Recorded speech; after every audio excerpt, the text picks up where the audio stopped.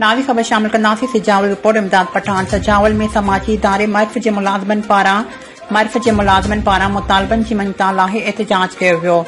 एहतजाज कंदड़नि डॉक्टर अमीर, डॉक्टर नौशाबा, बिलावल ॿारनि, प्रेमचंद, इकबाल ऐं ॿियनि एहतजाज कंदे चयो त सजावल ऐं ठटे ज़िले जूं 13 अस्पतालूं मर्फ एनजीओ जे हवाले कयूं वयूं हुयूं।